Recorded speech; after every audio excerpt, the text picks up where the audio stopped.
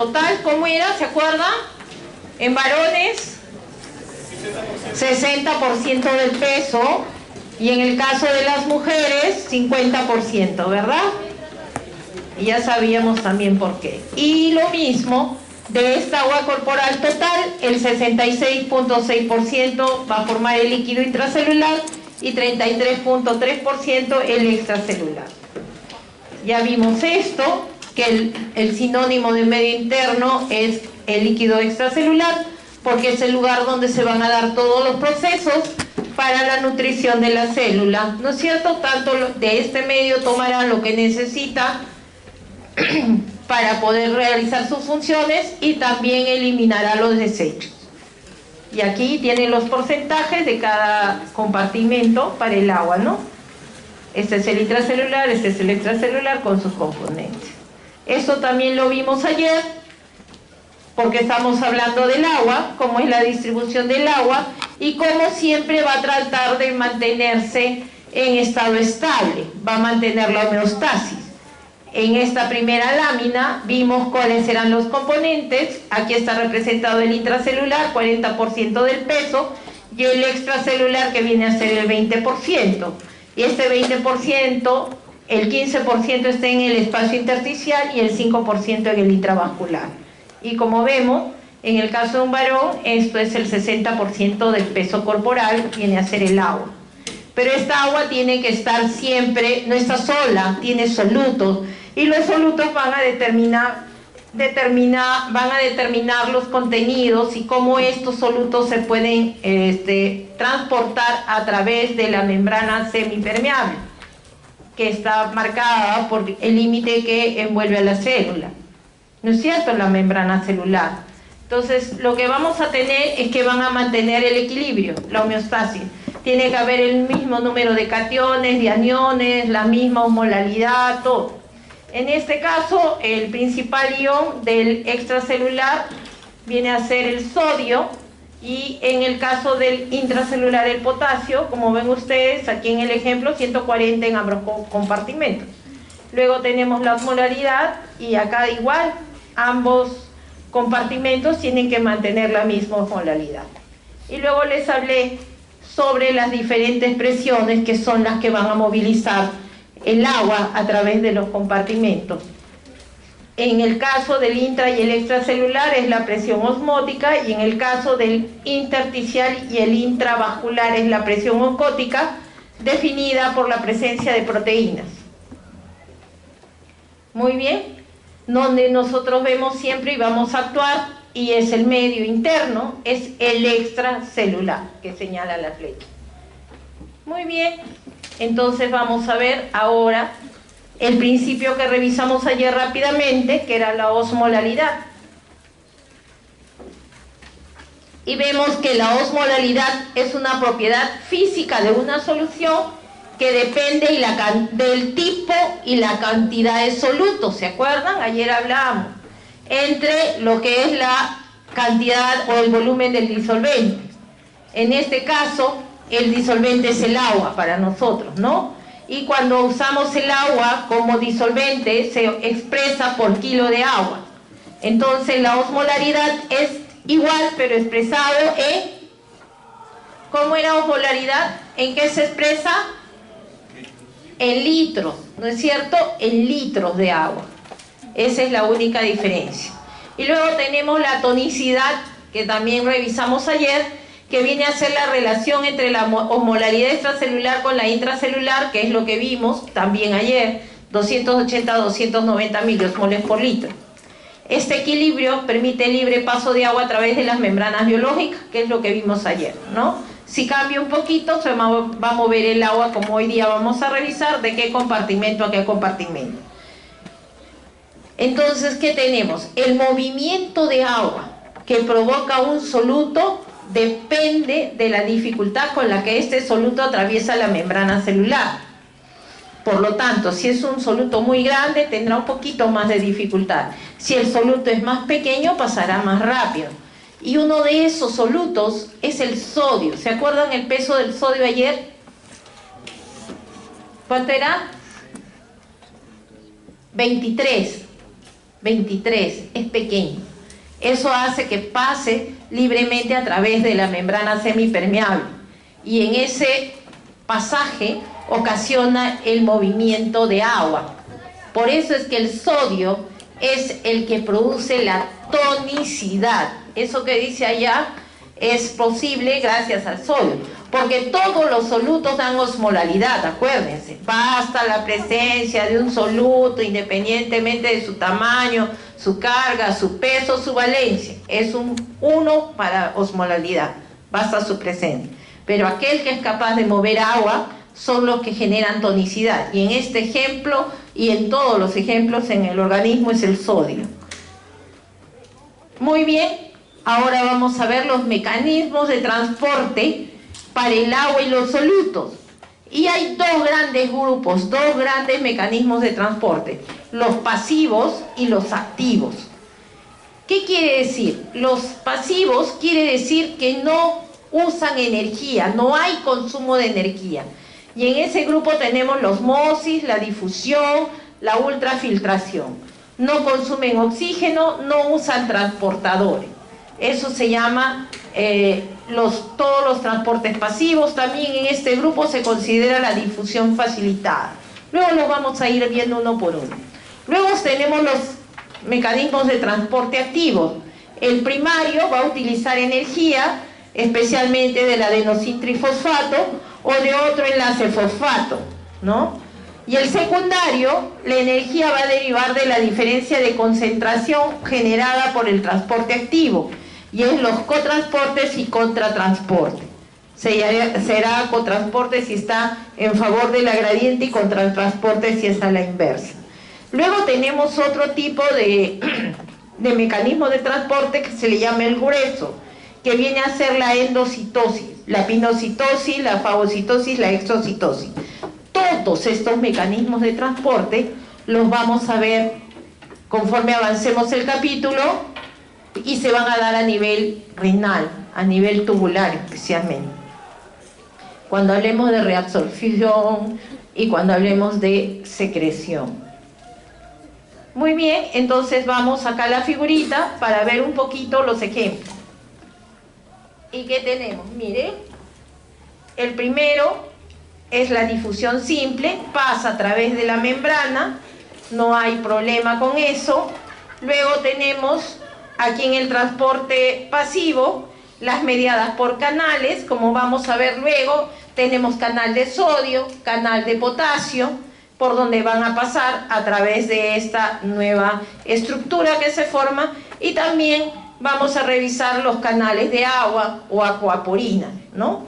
¿Qué va a pasar a través de esto? Es que le hacen como un túnel para que pasen los solutos o lo que haya que pasar. Luego tenemos la difusión mediada por un transportador, ¿no? Tenemos a alguien que lo va a transportar, va a hacer que ingrese, ¿no?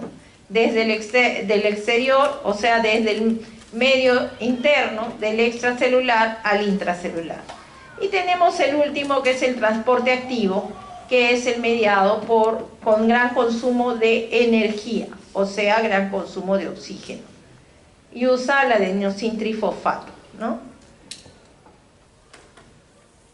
Acá lo que hablamos ayer también, y que es gracias a esta bomba que está en todas las células del cuerpo humano, que es la bomba de sodio-potasio ATPasa. Esta bomba de sodio, ¿ven? Ustedes ahí, en ese estrellado amarillo, está el ATP.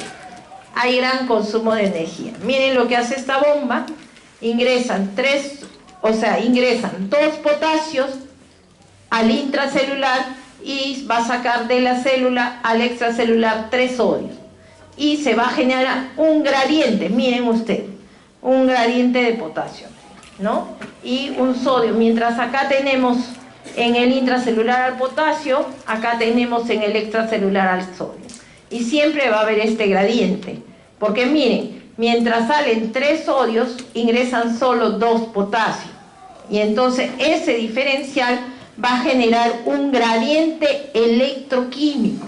¿Por qué? ¿Y por qué es importante? Porque ese gradiente va a permitir el otro tipo de transporte que hemos visto, que es el contratransporte y el cotransporte. Pero esa bomba es la responsable. Además, esta bomba tiene que ver con algo. Imagínense que no existiera la bomba. Ustedes han visto cómo seguimos vivos y cómo tenemos nuestra vida alrededor de los 80 y tantos años ahora, ¿no? Esa es la expectativa de vida de la población. Si no tuviéramos la bomba de sodio-potasio ATPasa que genera estos gradientes y permite toda la homeostasis, la célula viviría horas y moriría porque explotaría. No habría un regulador. El regulador de la vida es esta bomba que está en toda la célula. Si no, explotaría la célula. Muy bien. Y ahora que hemos revisado sin grueso, vamos a ir entendiendo poco a poco. Si no, me preguntan y al final lo conversamos. Vamos a hablar de la osmosis y la presión osmótica. Primero la osmosis. ¿Qué es la osmosis? Es una difusión pasiva, ¿se acuerdan? Ya lo vimos en lo primero. Y la característica es que hay paso del agua. ¿De dónde? Del disolvente, que ya sabemos que el disolvente es el agua, a través de la membrana semipermeable, desde la solución más diluida a la más concentrada. Por lo tanto, osmosis, ¿qué es? Movimiento del agua. Movimiento del agua. Del lado donde hay menor soluto al lado donde hay mayor soluto. El soluto lo va a jalar, digamos. Eso es osmosis. El que pueda pasar, ¿no?, de un lado al otro. Y de la solución más diluida a la más concentrada. O sea, más concentrada es que tenga más soluto. Y diluida que tenga más solvente que soluto. Eso es lo que hay que ver. Y acá está, miren, la osmosis pasó donde hay cloruro de sodio. Esta era agua pura. Donde hay sodio, ahí se ve el agua. Muy bien. Acá está mejor graficado los transportes pasivos que vimos en nuestra primera lámina. ¿Y qué tenemos? Miren, la difusión simple, ¿de quién? Cuando hablamos de difusión, estamos hablando de soluto. El soluto va a ir del lado de la mayor concentración al lado de la menor concentración. Ese es el soluto, eso es difusión. La osmosis es movimiento de agua y va a ir del lado de menor concentración al de mayor concentración. Acuérdense de eso, son a la inversa, como van en las definiciones y como sucede. Luego hemos hablado ya de la difusión mediada por un canal. En este caso se forma una proteína que va y se coloca en la membrana. Se llama membrana bilipídica, glicopéptida. La cosa es que esta membrana siempre tiene carga negativa por las proteínas. Muy bien. Y luego también tenemos otra, que es la difusión facilitada por un transportador. Acá tenemos también la proteína transportadora. Abre un camino en la membrana para facilitar el ingreso del soluto. Si ven ustedes, en todos estos, lo que están viendo es un soluto, la bolita que están transportándose del extracelular al intracelular. ¿Está bien? Acá está la membrana, que es una capa bilipídica o bicapa de lípidos, como quieran, y va a ingresar, ¿no? Esto es transporte pasivo, no uso energía. Muy bien. Otra vez volvemos a la osmosis para que no nos olvidemos. ¿Cómo era? ¿Se acuerdan? Paso del agua de la solución menos concentrada o más diluida a la solución más concentrada. Miren, esta es solución hipotónica, o sea, tiene poca sal. Y en el otro lado tenemos el lado que tiene más sal, solución hipertónica. El agua se va a ir del lado menos concentrado al mayor concentrado. Osmosis, movimiento de agua. Muy bien. Ahora vamos a revisar el concepto de la presión osmótica. Ahí lo tienen. Aquí hay otro ejemplo. ¿Y qué nos dice? Es la presión que sería necesaria para detener el flujo del agua a través de la membrana semipermeable. Es como el límite. Ya no puedes pasar más desde la solución hipotónica hacia el lado hipertónico. Va a haber un límite para ese pasaje. Como ya hemos dicho que la membrana plasmática es semipermeable, por lo tanto las células de los organismos, todos los organismos vivos tienen esta membrana y deben permanecer en equilibrio osmótico con los líquidos tisulares que lo bañan, porque es lo que yo les decía, si no hubiera la bomba de sodio, potasio, ATPasa, la célula estallaría. Finalmente, eso es lo que va a determinar la presión osmótica a través de la membrana. Si no hubiera esta presión que limita hasta aquí nomás agua, ya no más, la célula estallaría, se hincharía de tal forma que estallaría. Que es lo que vamos a ver en otros ejemplos. Y miren acá en el gráfico. Acá está la solución hipertónica, este que está aquí, ¿no es cierto? El rojito. Las proteínas no pueden atravesar la membrana, por eso está de rojito, es el intravascular. El agua va a tender a igualar las concentraciones a ambos lados de la membrana. Eso gracias a ¿quién? A la presencia del sodio. Acuérdense, el sodio es un soluto que va a difundir rápidamente, es chiquitito, se pasa y se iguala a ambos lados de la membrana. Eso quiere decir, se va a igualar el sodio en el extracelular y en el intracelular, y cuando se igualen no va a haber pasaje de agua, ¿cierto? Por eso les decía que la presión osmótica también está determinada por el sodio, igual que lo que hemos visto de la tonicidad. Y miren acá en los ejemplos, una vez que se igualan, entonces se estabilizan, pero ustedes van a evidenciar que hay un aumento en la columna. Esta que se está diseñando como H, acá, esa viene a ser la presión osmótica al entrar al agua, ¿no? Aquí miren, esta es la presión osmótica. Es generada por el número de solutos por unidad de volumen del solvente. Y es lo mismo que les dije. No interviene el tipo de soluto o el tamaño o la valencia. Es la presencia del soluto. Muy bien, otra vez, ¿cómo se hace la fórmula? Aquí tenemos. La presión osmótica es igual a la sumatoria de ¿qué? Aquí tenemos, esta sumatoria es la suma de las concentraciones de todas las partículas de soluto. Miren, sumatoria de concentración de solutos. R, ¿qué es? Es la constante universal de los gases. Y T es la temperatura absoluta.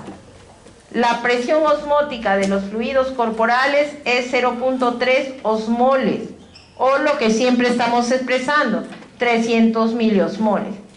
Las membranas son permeables al agua, no existen gradientes de presión osmótica, pero existen mecanismos locales que producen diferencias de presiones. ¿Se acuerdan lo que vimos ayer? El equilibrio de Gibbs-Donnan, el transporte activo con esta bomba de sodio, potasio, ATPasa, la ultrafiltración. Todos estos tienen que jugar para mantener este equilibrio a través de la membrana semipermeable y que la célula no estalle. Imagínense cómo es el organismo. Es capaz de hacer eso, es capaz de mantener ese equilibrio para que sigamos vivos. Y aquí tenemos, miren, acá está un poco la gráfica de cómo es la presión osmótica, que es hasta este momento nada más. Una vez que pasó el líquido hacia el lado que tenía soluto, se genera una presión en el otro lado y esa es la que se determina con esta fórmula. Pero lo importante es saber qué pasa, ¿no es cierto? ¿Qué es lo que pasa? Es esa fuerza, esa presión que se va a generar por la presencia del soluto y que se va a igualar a nivel de los compartimentos, pero esa presión que limita ya el pasaje del agua, esa es la presión osmótica. Muy bien, ahora cambiamos a los solutos y vamos a hablar de la difusión. de los solutos, ¿no? Miren acá, están hablándonos del capilar. Acuérdense que los capilares tienen su extremo arterial, su extremo venoso, ¿no es cierto? Y aquí estamos viendo cómo van a ir de ida y de vuelta los solutos, ¿no? La difusión se va a dar, como les dije, del lado de mayor concentración al de menor concentración, y es de los solutos.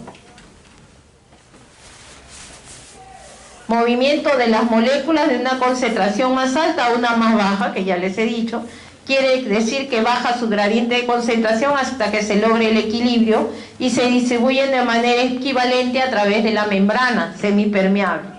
Se igualan. Las propiedades químicas y físicas de la membrana plasmática van a permitir que solo cierto tipo de moléculas puedan entrar y salir de una célula sencillamente por difusión. Hay varios factores que modifican la tasa de difusión, y entre ellos figuran cuáles: la temperatura, lo que hemos visto también para la presión osmótica, la presión, las corrientes eléctricas, y aquí sí tiene que ver el tamaño de las moléculas. ¿Por qué? Porque esos poros de la membrana semipermeable tienen un determinado tamaño, un determinado diámetro. Por lo tanto, van a dejar pasar un tamaño determinado de célula. Ustedes han visto, ¿el glóbulo rojo pasa o no pasa? No pasa, ¿no es cierto? Porque si no tendríamos hematurias, tendríamos un montón de... veríamos glóbulos rojos en otro lado. No pasa, no pasa la membrana. Deje el oxígeno, que es el gas, pero no pasa. Muy bien, acá está una imagen, miren, del lado de mayor concentración al lado de menor concentración, hasta que se igualan. Y ahí deja de pasar, ¿no? ¿Ven? Ahí va, ya, se igualaron. Muy bien, tenemos los otros mecanismos de transporte, como son la endocitosis. ¿Qué son la endocitosis? Son otras formas como la membrana y la célula va a ingresar nutrientes o solutos a la célula y también los va a sacar. Primero, la fagocitosis. Ahí lo vemos. La fagocitosis, ¿qué es lo que hace? Miren, tenemos una invaginación en la membrana plasmática, viene el soluto, la partícula sólida. Esa invaginación se caracteriza porque se forman los pseudópodos que finalmente se fusionan y lo ingresan a través de un endosoma. Eso es la fagocitosis, ¿no? Pero en realidad es al revés, porque la fagocitosis es la forma de eliminar. Yo me estoy confundiendo. Es la forma de eliminación. Tiene algo que quiere eliminar, en este caso es una partícula que está en un endosoma, va a ir hacia la membrana se va a hacer y la va a eliminar. Se va a hacer parte de la membrana, se va a formar pseudópodo y va a eliminar a la partícula sólida que va a ir al medio interno, o sea, al extracelular. Pinocitosis, aquí sí es al revés. En el fluido extracelular hay una sustancia que necesita la célula, va a ingresar, miren ustedes, acá se va a imaginar hacia adentro, la va a hacer pasar, finalmente va a ser un endosoma parecido acá, pero acá ya va a haber ingresado al citoplasma celular. Y aquí tenemos otra forma, que es cómo funcionan a veces las inmunoglobulinas también. Miren, hay receptores, está mediado por receptores. Entonces, ¿qué tenemos? Va a detectar y quiere un determinado tipo de soluto. Y su atractivo es que le tiene acá como su aeropuerto, para que estacione ahí. Viene y encaja. Miren. Entonces, aquí va a haber una depresión, como ven acá, que está recubierta especialmente. ¿De qué? De una capa de proteínas. Y los que están en forma de Y son los receptores. Esto de aquí va a englobar a estas estrellitas, las va a hacer con esta depresión recubierta, va a agarrar y las va a encapsular. Y miren, y va a formar esta vesícula recubierta de capa de proteínas. Esto es lo que se conoce la endocitosis mediada por receptores y que va a tener que ver también en un mecanismo de transporte en la célula. Todas esas son de tipo endocitosis. Ahora vamos a hablar de la ultrafiltración, porque es otro de los mecanismos que hemos visto que puede modificar el pasaje de los solutos y la determinación de la presión osmótica. ¿Qué dice que es la ultrafiltración? Es el proceso por el cual las moléculas de un disolvente son obligadas a pasar a través de la membrana en contra de un gradiente osmótico, ocasionado por una presión aplicada a la solución. El soluto es retenido a pesar de su elevada concentración. ¿Qué quiere decir? Por decirle, esto es un tipo de mecanismo que se va a ver en el riñón también, pero para objetivarles más, les voy a hablar de diálisis. En diálisis, este es uno de los dos mecanismos que usa la diálisis para realizar la tarea del riñón artificial. ¿Qué es lo que hace? Se va a colocar una presión negativa para succionarle el exceso de líquido que tiene el paciente. Es una nueva presión que interviene y va a arrastrar, por el tamaño de los solutos que estén en la sangre, que son la urea, el sodio, el potasio, todo, por arrastre, pasa agua, pero esa agua no pasa sola. Como el tamaño del poro del filtro es 20 nanómetros, van a pasar todos estos solutos, ¿se dan cuenta? Por arrastre, porque siguen digamos, a la succión del agua, por estar contenidas en ella, a través de la membrana semipermeable. Esa es la idea de la ultrafiltración. Pasa solutos en contra de un gradiente osmótico, que en este caso una presión aplicada a la solución.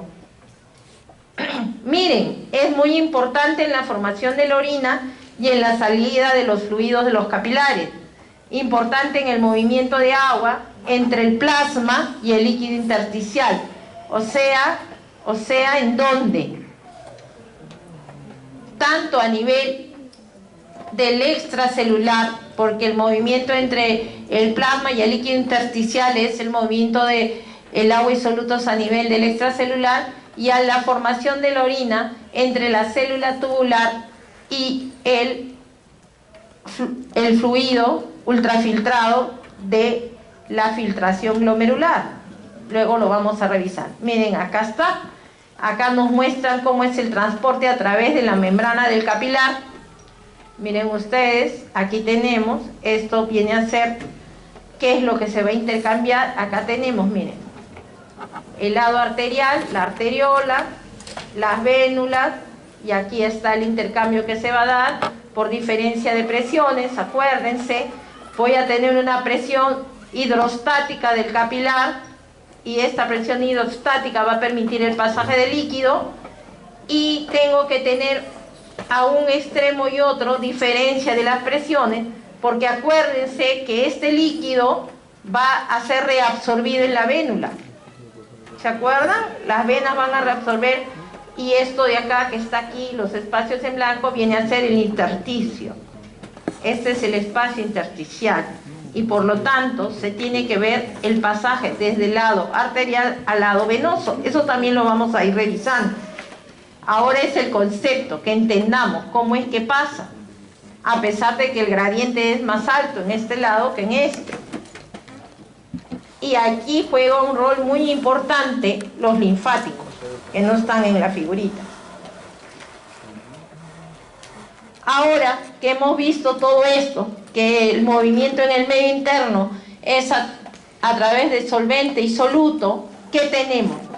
El agua cruza las membranas celulares a través de poros o canales por gradientes de presiones osmóticas e hidrostáticas y de concentraciones.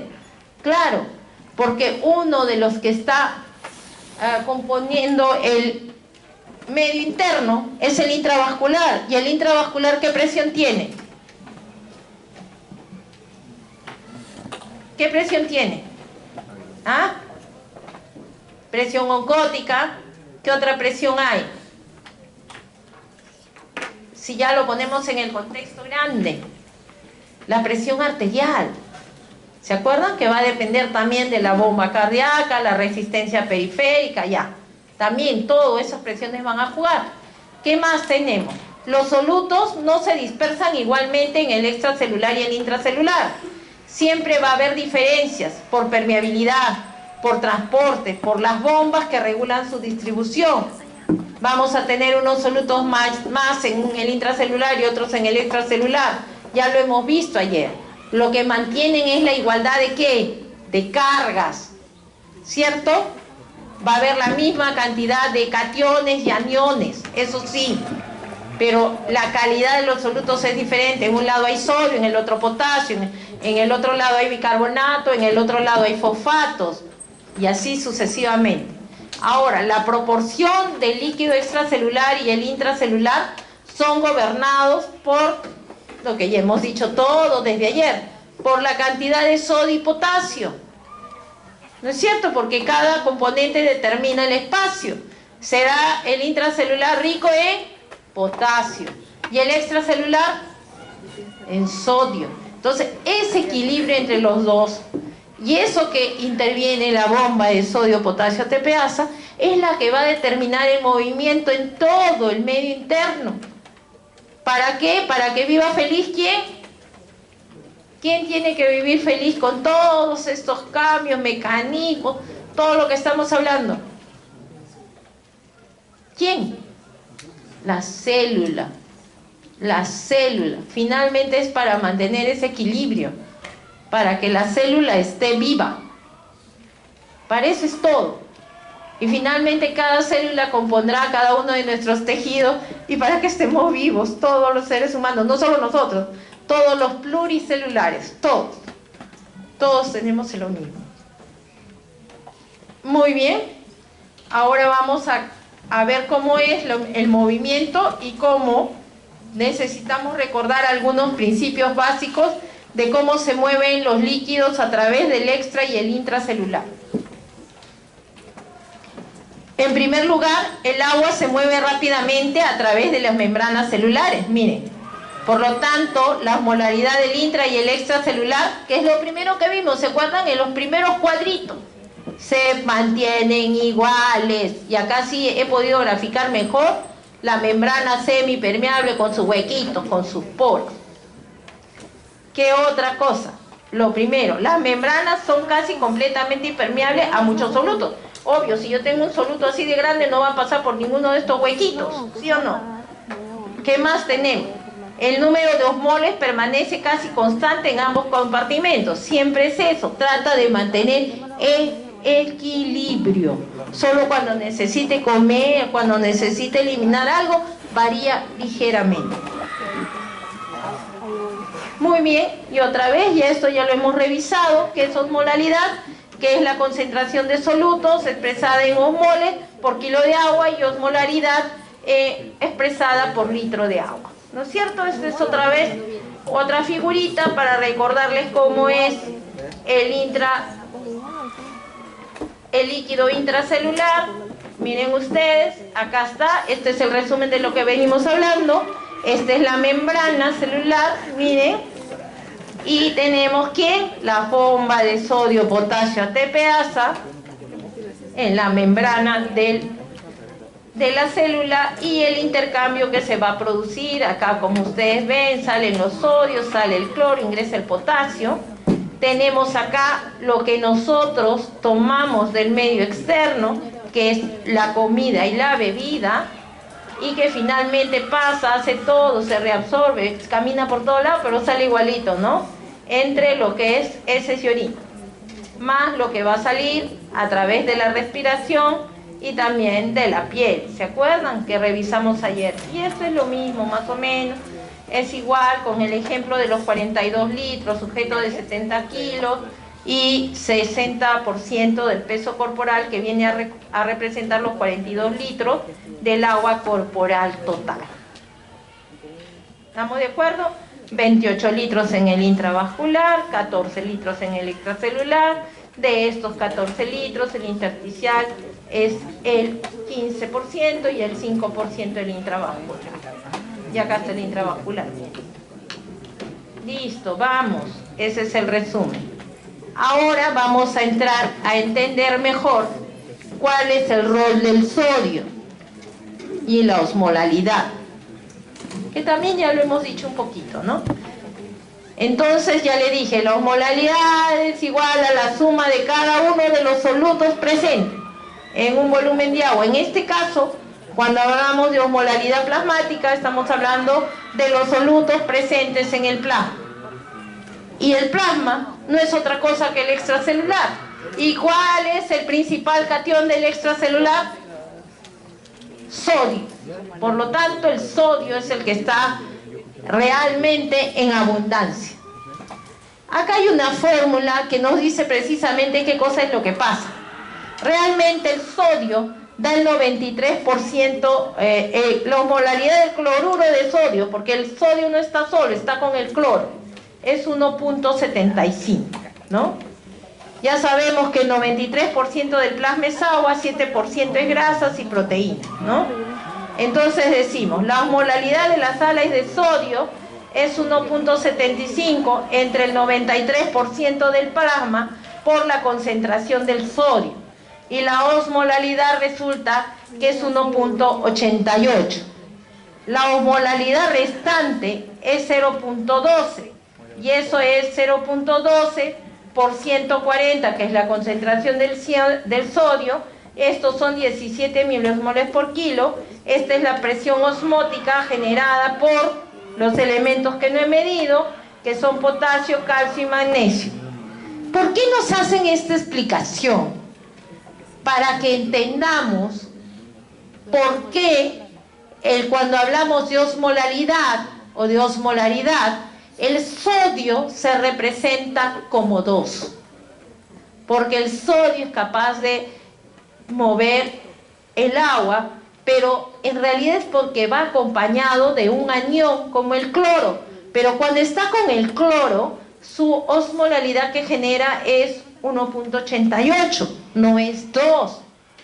Pero si medimos las que faltan, que en este caso es potasio, calcio y magnesio, se completa ese 0.12 que falta y se vuelve 2. Para efecto práctico, esto es la ciencia, pero para efecto práctico es que siempre el sodio no va solo, tiene que ir con cloro y también representar al potasio. Por eso es que finalmente siempre el sodio para osmolalidad será representado con el doble de su concentración.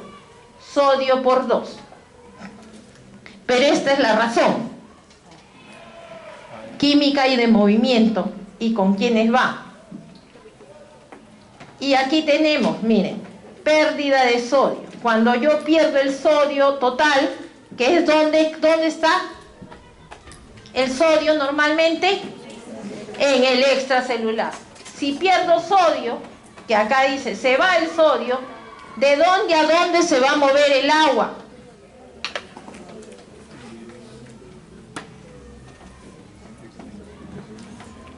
A ver, ¿de dónde a dónde? Ayúdenme, pues, a ver, alguien que se anime, para que no se duerman. Perdí sodio. Mi extracelular se ha puesto hiposmolar o hipotónico. ¿Y qué hemos dicho? El agua, ¿de dónde a dónde se mueve? Uno solo. A ver.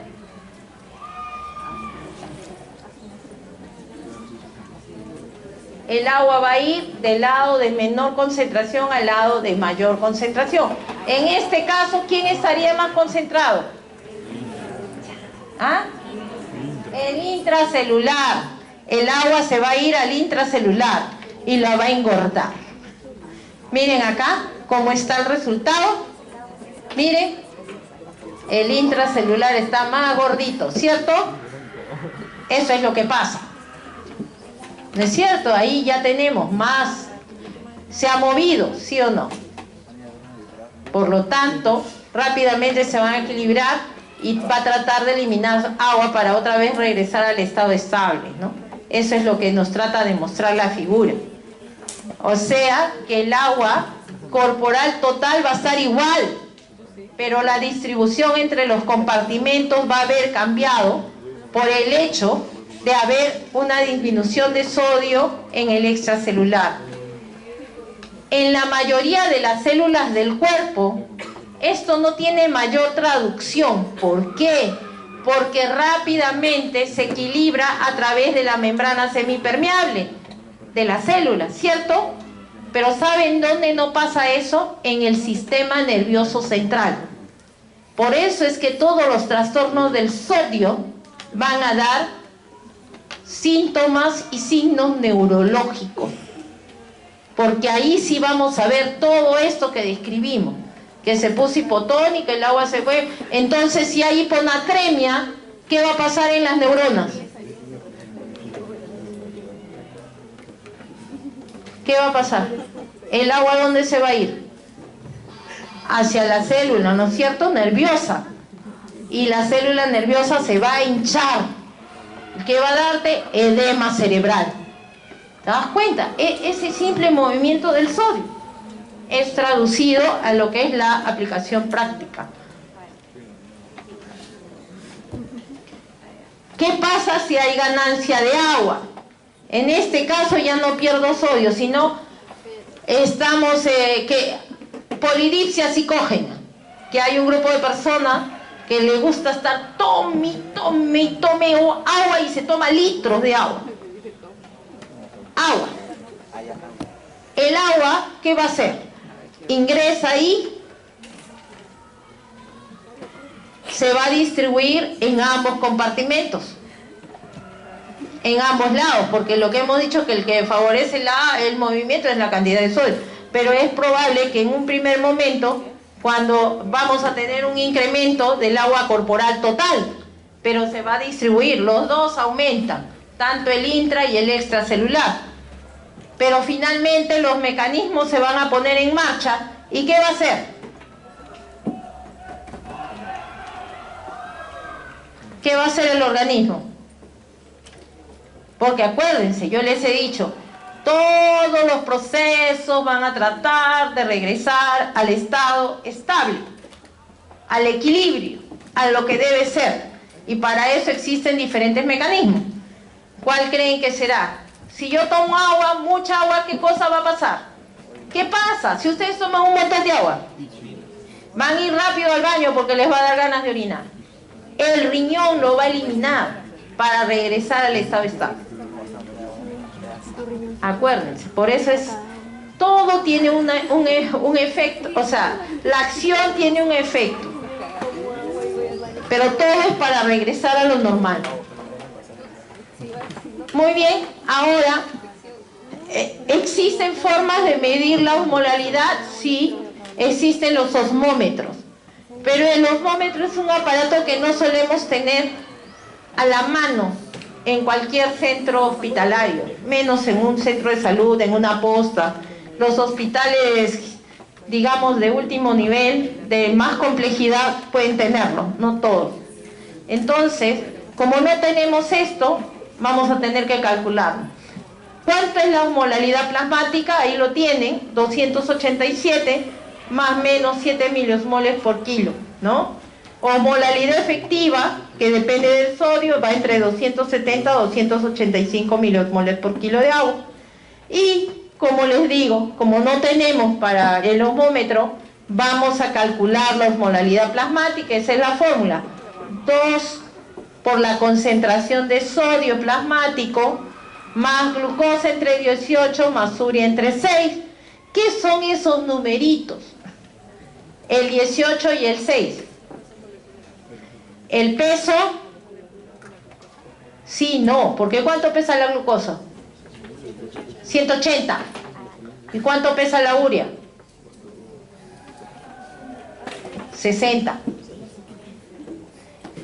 Pero ahí estás con un cero menos, ¿cierto? ¿Por qué?